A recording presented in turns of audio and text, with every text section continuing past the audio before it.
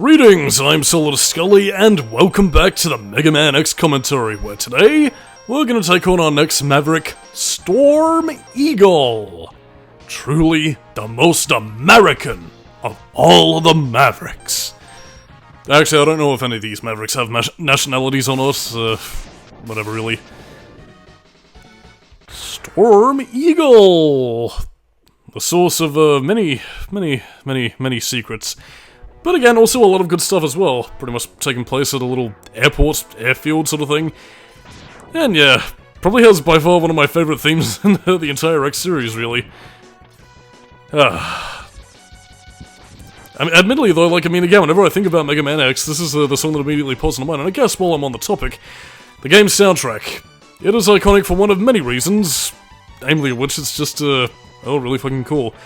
And that does kind of go for the X series as a whole. Even the bad games like, Mega Man X6 and X7 still have some phenomenal tracks, so, much in the same vein as, your typical Sonic the Hedgehog series kind of thing. Even if you don't like some of the games, the soundtracks, on the other hand, are some pretty top quality stuff, so, yeah, that was good in the hood, really.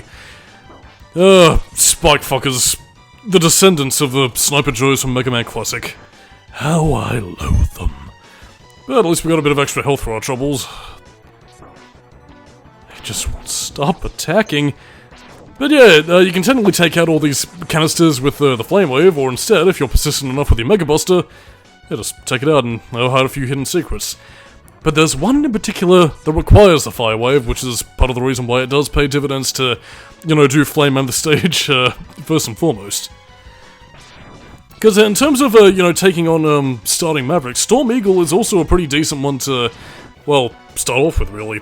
Primarily because of the fact that he has a fairly easy pattern to get to grips with, and, yeah. It's also one of the Mavericks where, again, if you suck at Mega Man, people will not hesitate to laugh at you for losing. See also the brain scratch run of, Storm Eagle, where some call me Wani, died immediately, and forever has it hang over his head. But yeah, either way though, Storm Eagle is fairly easy to take out with a Buster-only run, although, if you do have his weakness, so, again, it's, well, nothing to really write home about, really. Storm Eagle's weakness is the Chameleon Sting, for reference, so, yeah. Why exactly that is, I have no idea. Is there any sort of history with it, in terms of, chameleons and eagles? Because, usually, in the Mega Man series, they will, well, in some cases, really, they might use, a bit of weird, obscure trivia regarding animals as part of its weakness. One thing that actually comes to mind was Mega Man X3 with the Volt Catfish being weak to the Tornado Fang. Basically being because of, this whole myth about, catfish drilling under the earth causing earthquakes in Japan or something. Yeah, something that doesn't really translate over the cultures, but, they usually do, a few weird things like that. But, yeah, either way, don't lose to Storm Eagle, because otherwise you'll pretty much be laughed at. In a similar vein if you lose to Toadman in Mega Man 4, was it? Or was it 5? Whatever. One of those loser Mega Man games that are forgettable, but still loved for whatever reason. Motron, whatevers. But no, that's not the little secret area we have yet to dig, but I figured, Quiche, I might as well just take it down just to show you what's inside these little hidden areas. An extra life of Mega Man's head. Truly, we are living in the blessed lives of Mega Man. Even before he was revealed as a god in the Zero series, when, Neo Arcadia was pretty much bopping about. But yeah, go down this little scaffolding down here, and soon you shall find your reward. Although you do need the dash jump in order to get up there. Keyword being, I think. But, yeah, you can't use your Buster to destroy this, but, whip out the Fire Wave, and we have our next capsule containing the head upgrade. Ho ho ho! This capsule contains an enhancement for your helmet, Mega Man! Ho ho ho ho! Which will allow you to headbutt and break ceilings with a headbutt! Don't get brain damage now! But yeah, this was the upgrade that you were supposed to get in Stink Chameleon Stage, which would have allowed you to, break the stone boulders in your way, which would prevent you from getting the, the heart capsule. But even in that case, you do need to tackle, well, actually the Maverick Hunter that we're pretty much tackling after next, in order to, fully defeat him. So, yeah, basically your head upgrade pretty much allows you to break blocks. it's probably the most situational armor upgrade that X really has in this game.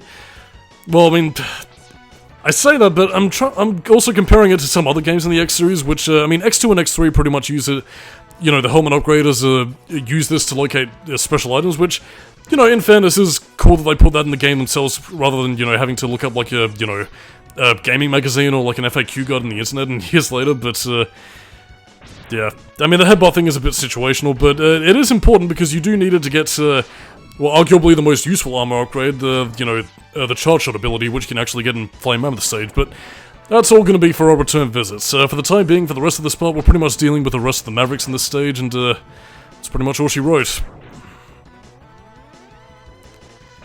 Yeah, I mean, if there's anything I can really say about Mega Man X, I mean, it's a fucking beautiful looking SNES game. I mean, it did come out during the middle of the console's lifespan, but at the same time, though, they really do make use out of, you know, a lot of the color schema, a lot of the, you know, the graphical texturing in terms of, like, how they laid a lot of the metallic surfaces.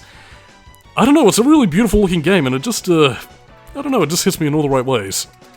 And now we're inside Storm Eagle's ship. But we just go down this ladder, go down into here, no idea what the fuck happens inside, but, yeah, spaceship go boom. And thus, we meet our next Maverick, Storm Eagle! Now, his weakness is the Chameleon Sting, which, again, why it's his weakness, I'm not really too sure, but you see it right now, like, comparatively to doing, you know, X-Buster runs, you're doing a shitload more damage, and, yeah, this is very much a Storm Eagle's pattern. Using the Chameleon Sting does actually reset him to the extent that, you know, he doesn't do some of his additional attacks. Like, he'll launch out, like, a little burst to pretty much attack you, and, yeah, you saw those two die sweeps that he was pretty much doing. Yeah, just dash out of the way, use your charge shot, dash out of the way, use your charge shot, and you'll pretty much go down in, like, a left and right motion with those little dive attacks he tries to use to pip you, and that's pretty much that. But even in that case, that's for Buster-only runs. The Chameleon Sting, as you saw right there, pretty much took him out like a fucking chump, so, yeah. But as the spoils of war, we got the Storm Tornado!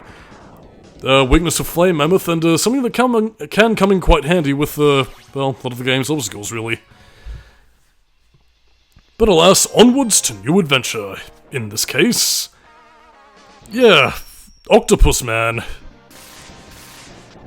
If only it was an organic octopus, then that would be sweet. Pan-fried octopus. Now I'm making myself hungry. Oh well, fitting it is nearly time for dinner, which, I'll probably break soon, actually, now that I think about it. But yeah, I guess as I'm also showing you yet another place to grind, for the lack of a better phrase, between these two little hop-alongs that seem to be programmed to, like, on the rare occasion give you, like, some larger energy capsules. But, yeah. In any case, I'm pretty much just sort of wasting a wee bit of time, which I do somewhat apologise for, but, yeah, just showing you places you can grind, potentially. I still think Armored Armadillo stage is probably the better place for it, if you're really going to go out of your way to do it, but, yeah. I guess to sort of talk about, you know, aspects of Mega Man X. Yeah, the idea of a navigator for these stages was considered, but was too difficult to implement until much later in the X series with X5 and, well, the female navigator Aurelia. And, yeah, basically what navigators are in terms of the X series, and, yeah, or at least what they were meant to be, is that basically well, pretty much audio commentary, a kind of thing in a similar vein to, you know, what Chris was in Burning Rangers, where she will pretty much tell you where to go, and pretty much clue you into certain aspects. Yeah, unfortunately the whole navigator concept wouldn't really be, you know, explored fully until Mega Man X8, actually, which is kind of saddening because it's the last game in the main series. But yeah, navigators are pretty much there to sort of, you know, navigate you around the stages, essentially being your radio communication, your computer guy, whatever else. But, yeah, X8 would really sort of capitalize on the concept where you'd have, like, 3 navigators choosing between Alia, Leia, and Palette, where, you know, you get differences between, you know, you choose Palette, you pretty much get access to quite a few of the secret routes. Choose Leia, you pretty much get enemy and boss strategies, and choose Alia, and she's pretty much the, well, a mix between the two, who will lead you to some areas that, you know, Alia, that, Palette and Leia otherwise wouldn't lead you to. But yeah, that's why the whole concept of a navigator wasn't really explored in this game, because how exactly will they do it without stopping you every which way and sideways? I guess it was potentially the problem that they explored, although, then again, not that it really stopped them in X5 with Alia pretty much, you know, roadblocking your progress until you read her text files, which does have a tendency to annoy some people, but then again, I don't really find it too annoying because I don't know, I suppose I don't really replay Mega Man X5 enough to really find it bothersome, and, I mean, even in that case, like, I mean, how fucking ADHD do you have to be to just go, oh, now it's so annoying, yeah, I have to press a button to scroll through the text. Oh no, I gotta press a button to play the game. Oh no, these fish are sucking off Mega Man X. Oh no, kinky robo-sex. What the fuck is wrong with me? Yeah, but anyway, yeah, one of the more annoying parts of, you know, Launch Octopus's stage is pretty much just having to deal with these fuckers, really. I mean, again, if you want to save your Storm Tornado, feel free, but, it's really just more of a stopgap, really. I mean, truly, these were the origins of the Alia text box Sugar Me Doos from X5. But yeah, jump up here, and what are the spoils of war? Ah, yes, an energy capsule. But yeah, I mean, apart from anything else, with the lack of navigators, you're pretty much there to search for the secrets all on your own, but yeah, not all of them are really too cryptic. It's just a matter of exploring the stages and, well, just using your intuition to sort of figure out what you need to do, where you need to go, and again, the stages are linear enough so that you're not going to completely get lost exploring, like, this Castlevania Simon's Quest tier of, oh, don't look into the Death Star, you'll die, or, like, finding yourself wandering around doing fuck or nothing. But yeah, use the Storm Tornado or Fire Wave on this little ship right here, and yeah, by defeating an enemy, you unlock a hidden path. Oh, truly we'll join the Titanic in its deep-sea voyage. Mega Man X, it's been an honor playing with you tonight.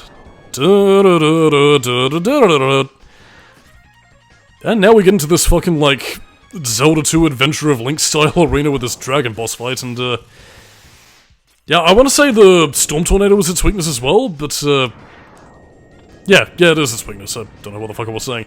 By the way, don't use the Fire Wave underwater, as I actually found out as I joke. Well, I simultaneously jokingly attempted to use it against Launch Octopus, but also was genuinely curious. But yeah, using Fire Wave underwater equals no damage, because fire plus water equals extinguished because of a lack of oxygen to really carry the flame. Yeah. I mean, again, I don't know why I expected otherwise, but I mean, at the same time, though, I guess years of, like, fucking Mario logic has sort of, like, trained my brain to completely disregard, you know, logical cause and effect for flames to be extinguished in water. Unless, of course, it's, like, a more realistic game, but yeah, I don't know. I don't know what these cartoon jokers selectively applying realism at sometimes when other times they don't. And yeah, that's pretty much the end of all she wrote, and with those upgrades stuck in the ground, I have no choice but to move on to our next adventure as we get eaten by fish. I suppose, actually no, it's not too far away, so I guess I can pretty much just put out the time by talking about how those fish suck. Quite literally, well actually, yeah, they suck in terms of absorbing Mega Man, but they also suck in terms of that they're not really all that threatening. All they really do is just sort of like drain your health a little bit, and that's... it's nothing really. You'll get out long before they take any amount of health away from you, but speaking of sucking, that's also something that Launch Octopus does. By which I mean he pretty much grabs his, you know, octopus tendrils onto you, and actually uses that to absorb your health and regain it on his own. Particularly when he uses that little underwater tornado thing there, he uses that to trap Mega Man in, and yeah, he latches on and starts draining your health away, which can be a buoy bit no bueno.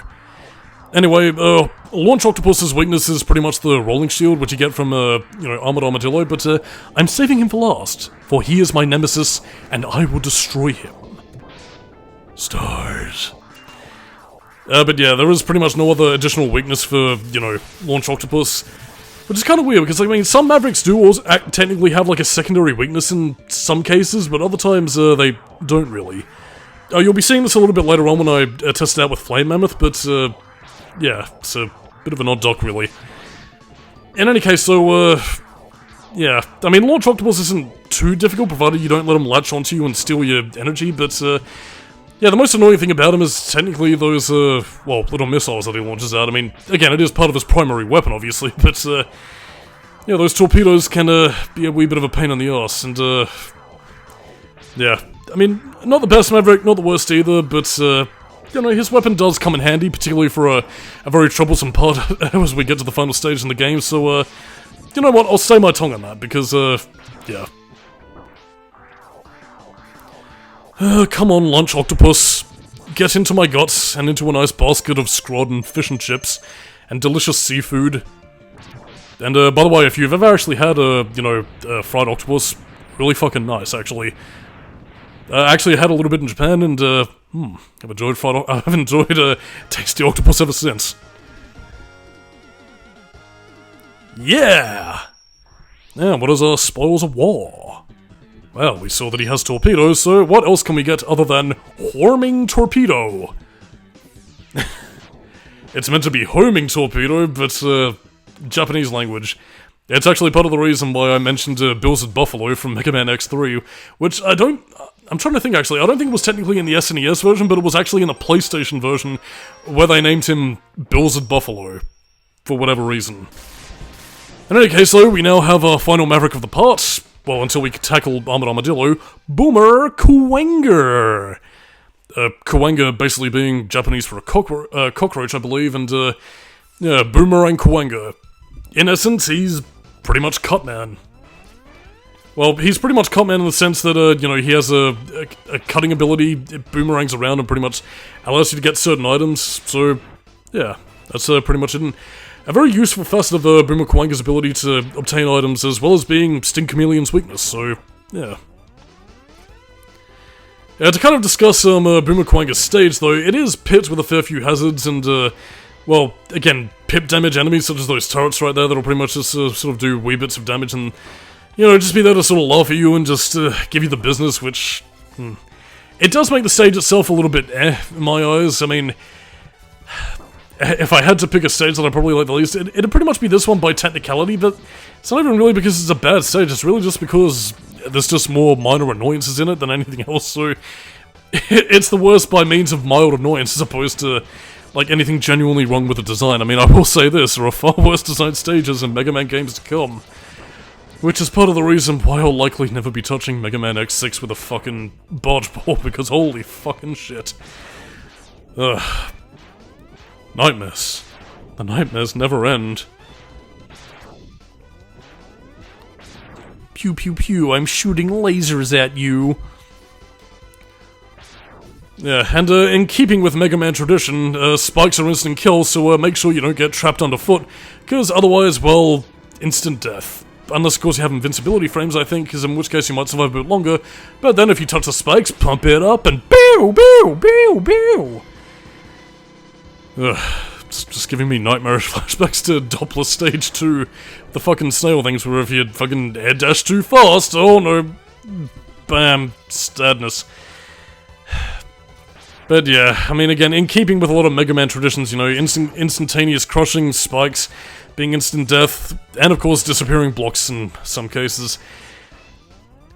Yeah, to kind of bring it up once again, like, I mean, a lot of the things that I hate about the Mega Man series is usually the shit that they kept, if only for the sake of tradition, so, I kind of mentioned this in the Zero series as well, like, disappearing blocks, instant kill spikes. Design that was arguably fair enough for, like, an NES game where you only really had, like, an hour of playtime if you really knew what you were doing. Yeah, a little bit less so for more of the games of modern taste, which is probably where I should actually get into something that the X Collection actually has, which is with the Rookie Hunter mode. Which is basically playing the games at a lower difficulty. I don't think it technically affects anything in Mega Man X1, on the account of it being a well-designed game, but, yeah, from, like, Mega Man X2 through X7, I believe, like, it does actually have a few changes, such as, like, mini projectiles don't really do much, if any, damage to, Mega Man himself. There is also aspects where, like, in games like Mega Man I'm gonna say X4, 5, and 6, they technically get rid of the whole spikes being insta-kill thing, although it is still the same in X2 and 3, so, do watch out. And, yeah, that pretty much being a means of lowering some of the more bullshitty aspects to make it easier to play for players of more modern tastes. I don't know. I mean, again, I guess it is a nice way to sort of, like, ease players into the X series. I mean, again, you can technically turn Rookie Hunter mode off to play these games, as they were intended back in 1993 or whatever, but yeah, it's, I don't know. It is what it is. It's a means of, being able to play the game, I suppose, if you want, but, yeah, neither here nor there in this case. Anyway, now that we've finally padded out for enough time, we can finally defeat, not the final Maverick, because we still have Armored Armadillo to get our vengeance on, but Boomer Kuwanger. But what is his weakness? Well, we have the Homing Torpedo. And, yeah, like with a lot of other Maverick boss weaknesses, it does end up resetting his pattern quite a bit, because, yeah, otherwise, you know, Boomer Quang will pretty much launch you up. He'll launch out his, well, attacks that you're gonna be... Again, he likes pretty much to sort of, like, dash around the stage, warp around a little bit, and... Yeah, there we go. That's him pretty much doing this Cutman thing, but, yeah, thanks to Horming Torpedo, there's nothing to scoff at and taken out rather easily.